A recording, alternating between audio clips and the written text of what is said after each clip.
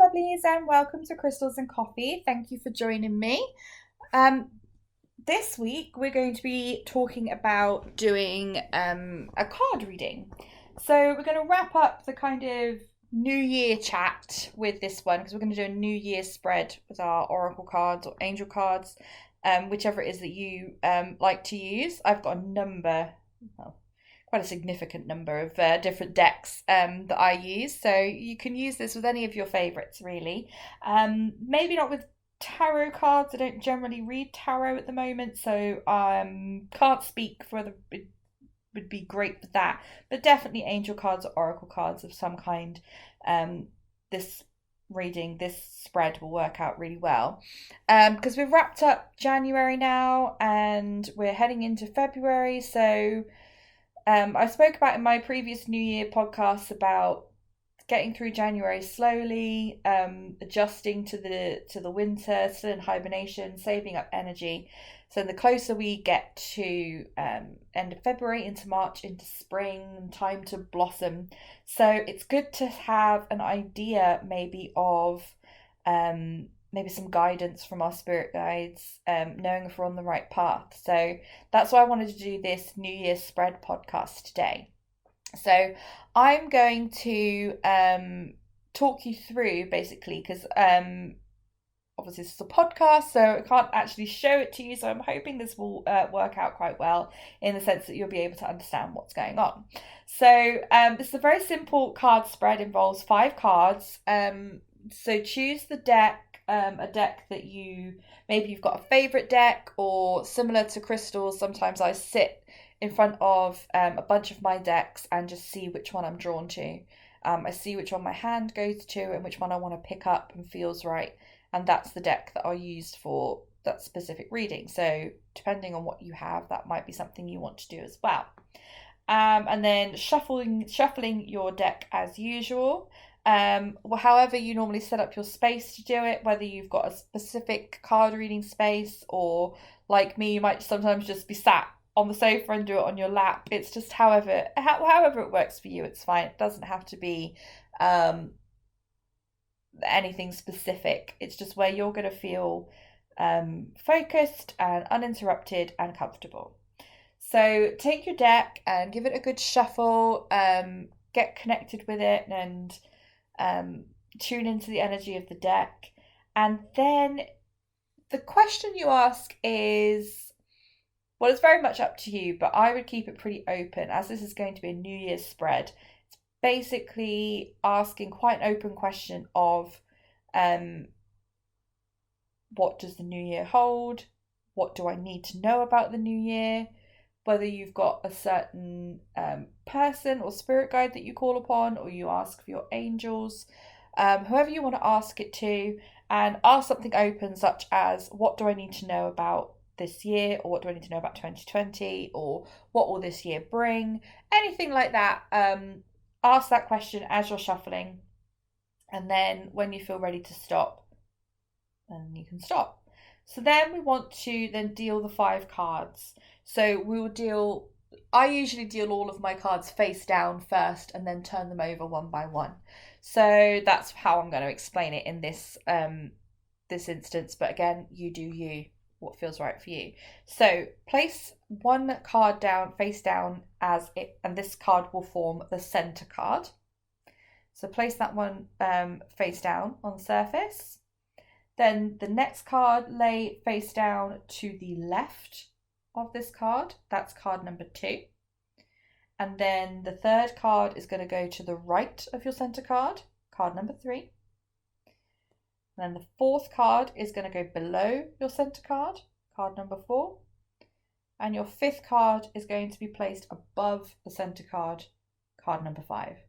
So you should now have a cross in front of you. So you've got your center card and then 4 cards around it. So each of these cards is going to represent something different. So card number 1, your center card, is going to represent the present. So that card is sending you you interpret that card's message for your present situation. What's going on in your world right now?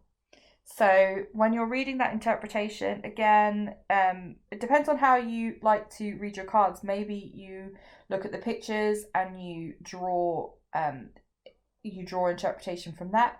Maybe you like to read the guidebook word for word and then you think about your own situation and do your interpretations from that. That's usually what I do. I kind of mix it up, do a bit of both. So that's what you're going to be doing with card number 1 is the present. Card number 2, which is the one that you place to the left of the center card, is representing your past. So the message from this card will tune into things that have happened previously, maybe things that were leading up to how things are now, or something that happened that you've since resolved, or something that was significant in your past that has led you to where you are now. Then card number 3, which you placed on the right of your center card, is your future. So when I think of future given to me by oracle cards and angel cards, it's not necessarily super long term. I kind of think of it as in the coming months because, again, we have free will. There are things that we can do that can alter what's going to happen.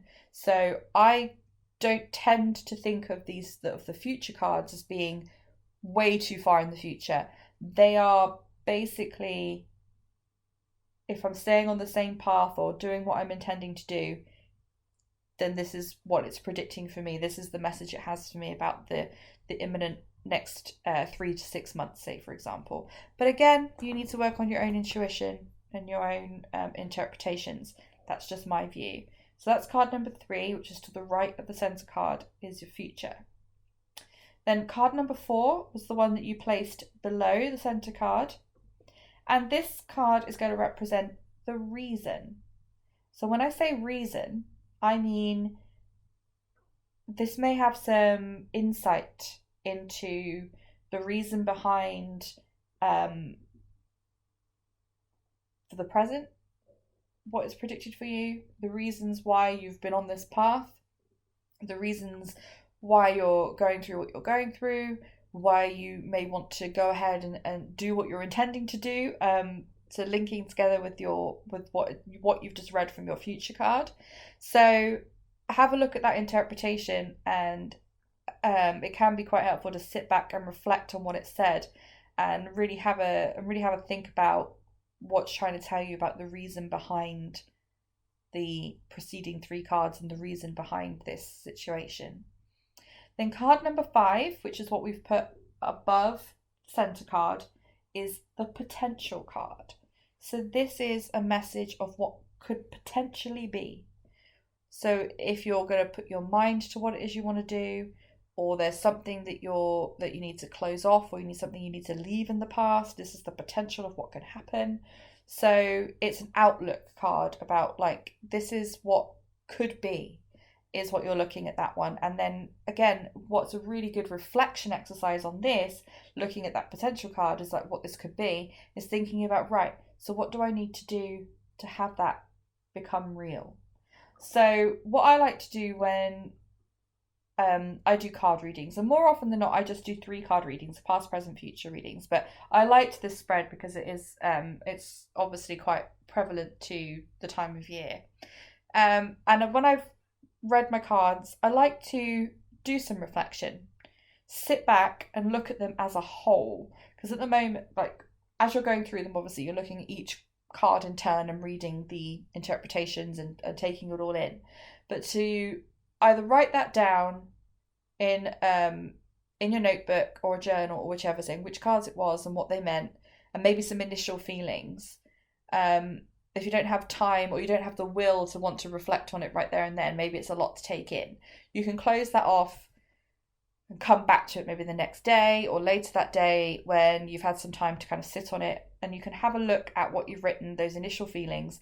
But then you may want to pull the cards back out of the deck as well and have a look at them and sit with them again. And again, it's about reflection, and it's about looking at them as a whole. What story are they telling? How do they link together? What journey is it painting for you? And what reasons may there be? And what could the potential be? And you can note down how this makes you feel. What is your interpretation of what you're being told? what are the things that you can do to realize this potential that's being shown to you. So I know I bang on about reflection quite a lot, but it really is very, very helpful if you're wanting to do inner work and you're wanting to change where you're going and you want to take action. Then this is what's involved, and it's very important, but it's also a very good healing process. It's a very good self-development exercise, to be able to sit back and reflect on situations and process them and absorb them. It's really, really important. So I would really encourage you to, if you use oracle cards and angel cards, that I would really encourage you to do this spread. I love reading cards. I love getting guidance. It really helps me to focus myself, and also, like I said, and do some reflection and kind of survey where I want to go and what I want to do. So, and if you're new to it as well, this is a very simple spread for you to be able to do and put together and find your way through it. So don't be put off if you've never read cards before. There's a lot of angel card decks out there that there's nothing scary in them. They're very positive. They always have great uplifting messages behind them, and they really are a great tool to use when you're wanting to get some spiritual advice, tapping into your higher self, and having that relayed back to you in black and white can be quite reassuring. So I'd recommend that you do that. Because obviously I've spoken about card reading in this podcast, it's quite a visual process doing a card reading, about knowing what the spread needs to be, how to interpret each card. So I have put together a download which sets out this reading. It sets out the meanings of each position and things to look out for when you're trying to interpret each card. So if you think that would be helpful to have a kind of a visual aid, or maybe something to kind of go back to and refer to, then there is a link in the description to purchase that download. It's just 99 cents, and it will be really valuable should you ever want to revisit it and not have to listen to the entire podcast again. And it's great to use as a resource, or other people who you might want to share with them and say, look, let's do this reading, and keep it with your journals. You might want to scribble notes on it. Use it as a template for your reading, and as like a worksheet. So that's why I've produced it, because I know that I find visual aids help so much more, and actually physically writing things down help me process information more, and I get much more worthwhile experience out of it. So I'm hoping that you'll find that tool useful as well. So the link is in the description for you to be able to go ahead and download the template and the prompts to help you interpret each card in turn as well. I hope that you found today's episode informative. I hope that you're going to go give it a try and see what guidance you have out there to show you, to help you set yourself on the right path for 2020. If you'd like me to do more card reading podcasts, then please let me know. Really happy to do that if that's something that you guys want to hear. Just you can put it in the comments, or you can contact me on my socials. Again, everything is in the description below. And I will be back again next week to chat to you some more about crystals and goals and reflections, and how to put it all together once you've done your readings, you found what crystals that you want to tune into. How do you put all of these things together into a plan? That's what I'm going to be talking about next week. So make sure you tune in for that, so it can all come together for you. And in the meantime, have a great week, and I'll speak to you soon. Take care. Bye.